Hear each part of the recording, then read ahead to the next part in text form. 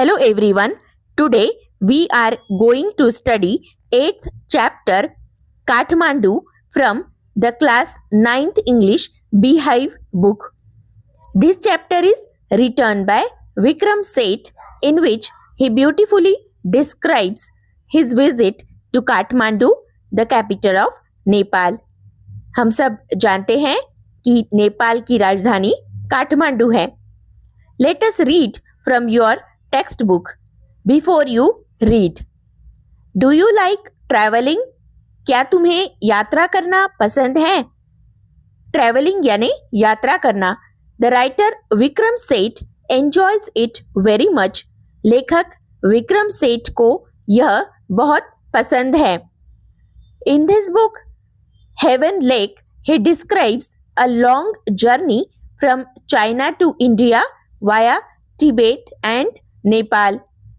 अपनी इस पुस्तक हेवन लेक में उन्होंने चीन से तिब्बत और नेपाल होते हुए भारत तक की एक लंबी यात्रा का वर्णन किया है. Have you heard of places like Ajmer Sharif, Madurai, Sanchi, Varanasi, Sarnath और हेलबिट? क्या आपने अजमेर शरीफ, मदुरई, सांची, वाराणसी, सारनाथ या हेलेबिट जैसे स्थानों के बारे में सुना है? Can you name some other places like this? क्या आप ऐसे ही कुछ अन्य स्थानों के नाम बता सकते हैं?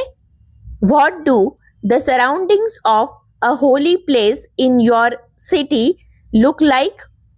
आपके शहर में किसी पवित्र यात्रा के आसपास का वातावरण कैसे दिखता है? Think about it as you read Vikram Seth's description of Kathmandu. Vikram Seth द्वारा काठमांडू के वर्णन को पढ़ते समय इसके बारे में सोचिए. I get a cheap room in the centre of town and sleep for hours. मैं शहर के केंद्र में एक सस्ता कमरा लेता हूँ और घंटों सोता हूँ. The next morning with mister Shah son and nephew I visit the two temples in Kathmandu that are most sacred to Hindus and Buddhist. अगली सुबह मिस्टर शाह के बेटे और भतीजे के साथ मैं काठमांडू के उन दो मंदिरों के दर्शन करता हूँ जो हिंदुओं और बौद्धों के लिए सबसे पवित्र हैं. सैक्रेड यानी पवित्र. At Pashupatinath, outside which a sign proclaims entrance for the Hindus only, there is an atmosphere of febrile confusion. Pashupatinath, जिसके बाहर एक साइन बोर्ड लगा है, केवल हिंदुओं के प्रवेश के लिए के बाहर बेचैनी का माहौल है. फेब्राइल कंफ्यूजन यानी बेचैनी. प्रोक्लेम्स यानी घोषणा करता है. Priest, hawkers, devotees, tourist, cows, monkeys, pigeons and dogs roam through the grounds. पुजारी, फेरी वाले, भक्त, पर्यटक, गाय, बंदर, कबूतर और कुत्ते पूरे परिसर में घूम रहे हैं. प्रीस्ट यानी पुजारी, हॉकर्स मतलब फेरी वाले, डिवोटीज मतलब भक्त, टूरिस्ट यानी पर्यटक. We offer a few flowers, हम कुछ फूल चढ़ाते हैं. There are so many worshippers that some people trying to get the priest's attention are elbowed aside by others pushing their way to the front. इतने सारे भक्त हैं कि पुजारी का ध्यान खींचने की कोशिश कर रहे हैं. कुछ लोगों को आगे बढ़ने के लिए धकेलने वाले दूसरों द्वारा कोहनियां मारकर अलग कर दिया जाता है.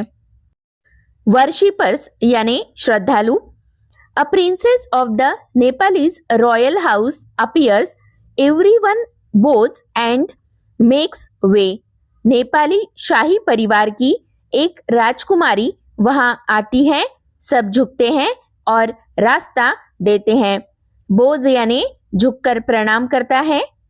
By the main gate the party of saffron clad westerners struggle for permission to enter. मुख्य द्वार पर केसरिया वस्त्र पहने पश्चिमी लोगों का एक समूह प्रवेश की अनुमति के लिए संघर्ष कर रहा है। सैफ्रॉन क्लैड यानी केसरिया वस्त्र पहने हुए, वेस्टर्नर्स यानी पश्चिमी देशों के लोग। The policeman is not convinced that they are the Hindus, only Hindus are allowed to enter the temple. Police वाला इस बात से आश्वस्त नहीं है कि वे हिंदू हैं, केवल हिंदुओं को ही मंदिर में प्रवेश की अनुमति है। A fight breaks out between two monkeys. दो बंदरों के बीच झगड़ा शुरू हो जाता है। One chases the other who jumps onto a Shivling then runs screaming around the temples and down to the river, the holy Bagmati that flows below। एक दूसरे का पीछा करते हैं। जो एक शिवलिंग पर कूदता है, फिर चिल्लाता हुआ मंदिरों के चारों ओर भागता है और नीचे नदी पवित्र बागमती जो नीचे बहती है, नीचे की ओर चला जाता है। स्क्रीमिंग यानी चिल्लाना, चेजेस यानी पीछा करता है। A corpse is being cremated on its banks. Washerwomen are at their work and children bath। उसके तट पर एक लाश का दाह संस्कार किया जा रहा है। धोबिन अपने काम पर है और बच्चे नहा रहे हैं। कॉर्प्स यानी मृत शरीर, क्रीमेटेड मतलब दाह संस्कार किया गया। From a balcony a basket of flowers and leaves, old offerings now wilted, is dropped into the river। एक बालकनी से फूलों और पत्तियों की एक टोकरी जो पुरानी और मुरझाई हुई अर्पित सामग्री है, नदी में गिरा दी जाती है। ओल्ड ऑफरिंग्स यानी पुराने चढ़ावे, विल्टेड मतलब मुरझाया हुआ, ड्रॉप्ड यानी छोड़ा हुआ या गिरा दिया। A small shrine half protrudes from the stone platform on the river bank. नदी के किनारे पत्थर के चबूतरे से एक छोटी सी मूर्ति आधी बाहर निकली हुई है। स्मॉल श्राइन यानी छोटा पूजा स्थल, हाफ प्रोट्रूड्स मतलब आधा बाहर निकला हुआ। आगे बढ़ते हैं। When it emerges fully, the goddess inside will escape and the evil period of the कलयुग will end on earth। जब यह पूरी तरह से बाहर आ जाएगी तो अंदर की देवी बच निकलेंगी और पृथ्वी पर कलयुग का दुष्ट युग समाप्त हो जाएगा। द एविल पीरियड यानी दुष्ट युग या अशुभ काल। एमर्जेस यानी बाहर आता है या प्रकट होता है। At the Boudhanath stupa, the Buddhist shrine of Kathmandu, there is in contrast a sense of stillness.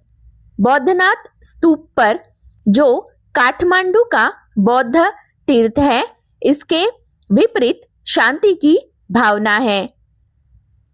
Contrast यानी विपरीत, अ सेंस ऑफ स्टिलनेस मतलब शांति और स्थिरता का एहसास। Its immense white dome is ringed by a road. इसके विशाल सफेद गुंबद के चारों ओर एक सड़क है। डोम यानी गुंबद, इमेंस यानी विशाल या बहुत बड़ा। Small shops stand on its outer edge. Many of these are owned by Tibetan immigrants, felt bags, Tibetan prints and silver jewelry can be brought here. इसके बाहरी किनारे पर छोटी दुकानें हैं, इनमें से कोई तिब्बती प्रवासियों के स्वामित्व में है। यहाँ फेल्ट बैग, तिब्बती प्रिंट और चांदी के गहने खरीदे जा सकते हैं। इमिग्रेंट्स यानी प्रवासी। There are no crowds, this is a haven of quietness in the busy streets around.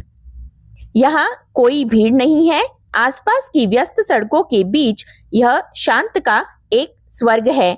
Haven यानी शरण स्थल या सुरक्षित स्थान, क्वाइटनेस यानी शांति। Kathmandu is vivid, mercenary, religious, with small shrines to flower-adorned deities along the narrowest and busiest streets, with fruit sellers, flute sellers, hawkers of postcards, shops selling Western cosmetics, film rolls and chocolate, or copper utensils and Nepalese antiques. Kathmandu जीवंत, लालची, धार्मिक है, जहां सबसे संकरी और सबसे व्यस्त सड़कों पर फूलों से सजे देवताओं के छोटे मंदिर हैं, फल विक्रेताओं, बांसुरी विक्रेताओं, पोस्ट कार्ड के फेरी वालों के साथ पश्चिमी सौंदर्य प्रसाधन, फिल्म रोल और चॉकलेट बेचने वाली दुकानें या तांबे के बर्तन और नेपाली प्राचीन वस्तुएं। मर्सिनरी यानी लालची, फ्लावर अडॉर्न्ड यानी फूलों से सजा हुआ, डेइटीज मतलब देवी देवता। Film songs blare out from the radios, car horn sound, bicycle bells ring, stray cows low questioningly at motorcycles, vendors shout out their wares. Radio से फिल्मी गाने जोर जोर से बज रहे हैं, कारों के हॉर्न बजते हैं, साइकिलों की घंटियां बजती है, आवारा गाय मोटरसाइकिलों की ओर प्रश्नवाचक ढंग से रंभाती है और विक्रेता अपना सामान बेचने के लिए आवाज लगाते हैं। ब्लेयर आउट यानी जोर से बजना, स्ट्रे काउज यानी आवारा गाय, क्वेश्चनिंगली यानी प्रश्नवाचक ढंग से, वेंडर्स मतलब विक्रेता, वेयर्स मतलब सामान। I indulge myself mindlessly by a bar of marzipan, a corn on the cob roasted in a charcoal brazier on the pavement, rubbed with salt, chili powder and lemon, a couple of love story comics and even a reader's digest. मैं बेमन से खुद को खुश करता हूँ, एक मार्जिपन की chocolate खरीदता हूँ, फुटपाथ पर कोयले की अंगीठी पर भुना हुआ एक भुट्टा जिस पर नमक, मिर्च पाउडर और नींबू लगा है, कुछ प्रेम कहानियों वाली कॉमिक्स और एक रीडर्स डाइजेस्ट भी। इंडल्ज मतलब आनंद लेना, माइंडलेसली यानी बिना सोचे समझे, रोस्टेड यानी भुना हुआ, ब्रेजियर यानी अंगीठी। All this I wash down with Coca-Cola and a nauseating orange drink and feel much the better for it. मैं यह सब कोका कोला और मिचली लाने वाले संतरे के पेय के साथ निगल लेता हूँ और इसके बाद मुझे काफी अच्छा महसूस होता है। नॉसिटिंग मतलब उल्टी जैसा महसूस कराने वाला। I consider what route I should take back home. मैं सोचता हूँ कि घर वापसी के लिए किस रास्ते को चुनूं। If I were propelled by enthusiasm for travel per se, I would go by bus and train to Patna, then sail up the Ganges past Banaras to Allahabad, then up the Yamuna past Agra to Delhi. अगर मुझे यात्रा के प्रति उत्साह ने प्रेरित किया होता तो मैं बस और ट्रेन से पटना जाता, फिर गंगा नदी में बनारस से होते हुए इलाहाबाद तक जहाज से यात्रा करता, फिर यमुना नदी में आगरा से होते हुए दिल्ली तक जाता। प्रोपेल्ड बाय यानी प्रेरित से, प्रेरित पर से यानी स्वयं में, अपने आप में। But I am too exhausted and homesick, today is the last day of August. लेकिन मैं बहुत थका हुआ और मुझे घर की याद आ रही थी और आज अगस्त का आखिरी दिन है। एग्जॉस्टेड यानी बहुत थका हुआ, होमसिक मतलब घर की याद आना। Go home, I tell myself, move directly towards home. घर जाओ, मैं खुद से कहता हूँ, सीधे घर की ओर बढ़ो। I enter a Nepal airlines office and buy a ticket for tomorrow's flight. मैं एक नेपाल एयरलाइंस के कार्यालय में जाता हूँ और कल की उड़ान के लिए एक टिकट खरीदता हूँ। I took at the flute seller standing in a corner of the square near the hotel. मैं होटल के पास चौक के एक कोने में खड़े बांसुरी विक्रेता को देखता हूँ। In his hand is a pole with an attachment at the top from which 50 or 60 बांसुरीज protrude in all directions like the quills of a porcupine.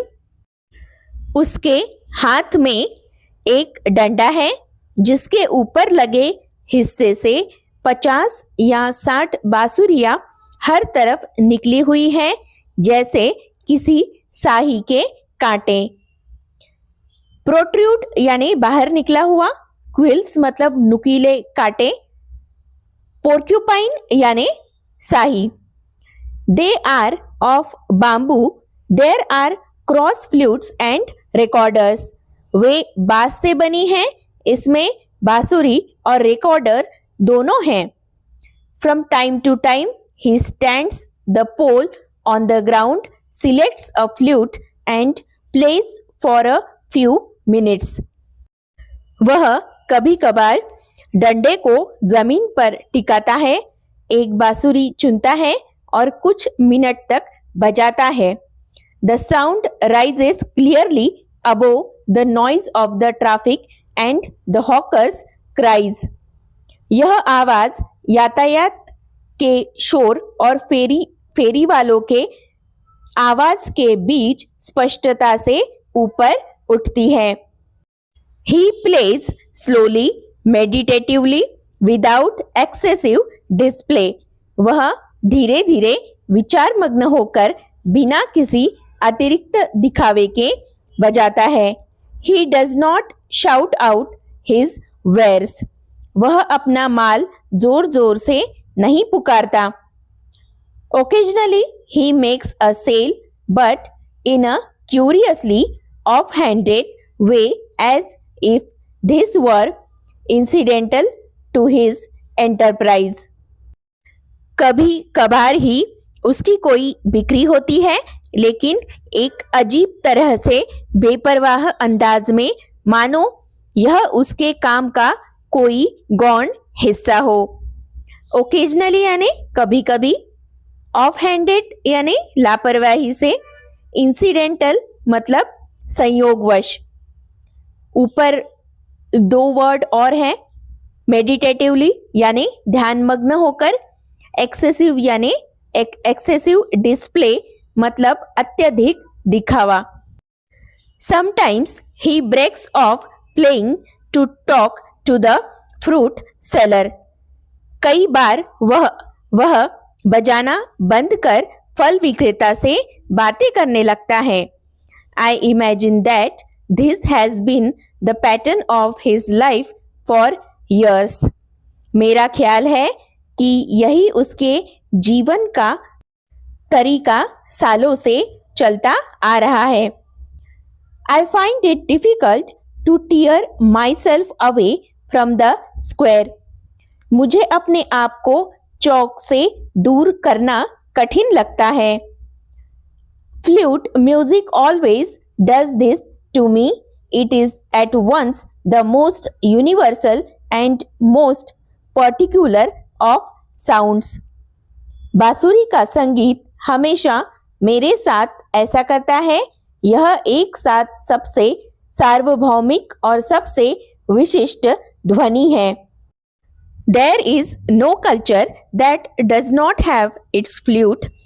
The reed ne, the recorder, the Japanese shakuhachi, the deep basuri of Hindustani classical music, the clear or breathy flutes of South America, the high-pitched Chinese flutes. ऐसी कोई भी संस्कृति नहीं है जिसकी अपनी बांसुरी ना हो. रीड ने रिकॉर्डर जापानी शकुहाची हिंदुस्तानी शास्त्रीय संगीत की गहरी बांसुरी, दक्षिणी अमेरिका की स्पष्ट या सांसों वाली बांसुरियां, ऊंची आवाज वाली चीनी बांसुरियां. रीड यानी सरकंडा, ब्रीदी फ्लूट्स यानी सांस से बजने वाली बांसुरी की मधुर ध्वनि, हाई पिच्ड यानी ऊंची आवाज वाला. Each has its specific fingering and compass. प्रत्येक की अपनी विशिष्ट उंगली चलाने की शैली और सीमा होती है. फिंगरिंग यानी उंगलियों से बजाना, कंपास का मतलब यहाँ होगा सीमा. It weaves its own associations. यह अपने स्वयं के संबंध चुनती है. Associations यानी संबंध. Yet to hear any flute is, it seems to me, to be drawn into the commonality of all mankind, to be moved by music closet in its phrases and sentences to the human voice.